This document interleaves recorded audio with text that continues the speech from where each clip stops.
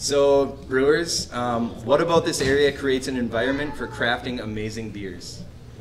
Take it away. Well, there's a fairly long history of brewing in Duluth to begin with. Beers being brewed back in the 1860s, and of course continuing on until 1972 when Fitter's finally went under. So there's been an awareness of beer being brewed in the area for a century. So having craft beer is certainly nothing foreign. I think one of the biggest things in this area, if you ignore history, which is exactly what I did all the way through school, it's definitely the water. Like, the water is one of the biggest things we got here. Like, it's like, look out there, there it is. There's your water source. It's like one of the biggest, just consistent water sources out there, and so that's it's beautiful for what we do. It's a real advantage. It's the only reason we make good beer. Well, pretty much. And I think the other piece that ties into it that's kind of developed along with the craft beer scene is the community. I mean, we've got a receptive audience. We've got a very collaborative community of brewers that are trying to make pushing themselves to make better beer for an audience that's eager. I think that also ties into that. Long winters. Yeah, long winters, lots of drinking time. Very, very innovative brewers in this market, and what you just said, I think we have the best beer audience in the state by far. Minneapolis is opening breweries every other day, but here everybody really, really digs craft beer. Before we all came around, Bell's was killing it up here because everybody wanted hoppy beers. So our audience and our water, I think, the non-historic side. Yeah, we have a very receptive crowd. I mean, I've worked in other towns that I feel it's hard to push anything new and out of the ordinary, so very thankful for that open-mindedness. Craft. Well, and you mentioned the cities. I mean, one of the things that I've always noted about the city is that there are breweries opening up all over the place, but you better have either a lot of cab fare or a really patient designated driver if you want to try a bunch of them. In Duluth, you can, within 6 blocks of here, you can try beers from 10 different breweries. They're all brewed within the Duluth Superior area. With the exception of Thirsty Pagan. You have to drive over for lunch. Well, but the pretzels are worth it. Castle Danger. And Castle Danger is available at some of the bars. So is Borealis. And so that helps to feed the community as well.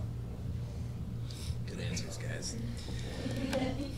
What are the best avenues for new brewers to take while trying to get into the craft brewing industry today? Any new brewers want to take that one? Serendipity. Serendipity. Luck has been the greatest thing in my career. Thank you. Exactly. I called this man weekly until he just gave up and hired me. So. That's honest to God the key, though. Like, if you find a place, like you figure out that you want to brew. That's the first step. I'm like, do you want to brew? Like, for real. Do you want to do it? It's a lot of plain stainless steel. Like, it's not. Your hands aren't in malt all the time. That's a very, very small part of what you do. So you got to make sure, like, is it the thing you want? And then why and where? And then find that place, wherever it is, and just get your toe in, however you got to do it. If you got to call this guy every week until he just gives, do that. Otherwise, just find a place, get your toe in somehow, like volunteer, take your vacation time at whatever your stupid day job is. And just volunteer, brew, clean kegs, whatever the place needs. Just do it until you get it. Don't stop. Right. Just like anything else in education is a good way to start as well, but I think like any other job, it's like we were saying, it's never give up and keep moving forward. There's always something more to learn. So that's a question that comes up on ProBrewer a lot. And the standard answer has come down through the years of, as these fellows have said, go into a brewery, volunteer if you can't get paid, go ahead and volunteer, do whatever work is necessary, learn that it's 99% janitorial, figure that out. You're not walking around with a lab coat with a pretty assistant following you around. Drinking beer all day. That's what I do, for the record. That is my job. And drinking. But if you have a chance, do that first, and then if you have a chance to get some education, by all means do that, and then you will have a better understanding why you're doing what you're doing. Mark Stutrud told me several years ago, people have this misconception about brewing. Even he thought it was all Skittles and beer, to quote him. And That sounds like a very good combination. And he found out that it was Skittles being the game, not the food. Patent pending on making the Skittles. Yeah. So it's hard work. It's a business, and it needs to be viable. It needs to make sense for you, and you need to be willing to put in that time and the long hours.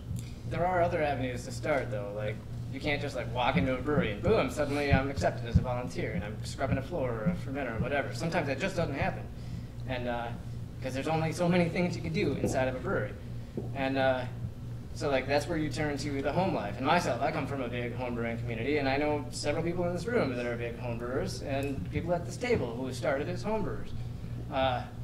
The thing is, you get your hands in whichever way you can. If you really like beer, you're going to do it at home. That's just fact. And you can start there and learn about the process, learn about flavors, learn about ingredients. You can get a very solid base simply by doing it yourself. And there's plenty of books out there that are available, and so read. So like, just like any other job, get yourself ready for it. Make sure you got the skill set that you can take in and drop on that table when you're like, I want to volunteer for you. Why? Here's what I can do for you. Research, learn, get to know the brewers. I mean, I think every single one of us probably spends plenty of time hanging around our breweries, in tap rooms, at events, talking to people. I mean, that's get to know people. We all got to it in different ways. There's a lot of ways to get into it. It's just being willing to learn and work. There are more brewing jobs today than there are good brewers. That's the truth. So any aspirations out there? Breweries are opening so fast. My brother Mike can't keep an assistant brewer for more than 6 months right now because breweries are opening so quick that everybody's leaving. So I agree with everything these guys said. Self-educate is number one. Passion. Like when I was starting in this, the Fal Allens and the Ken Grossmans and the Fitz Maytags, the heroes of brewing were my heroes. They were my Michael Jordan. And I would just read about these guys, and I would see them like Zeus.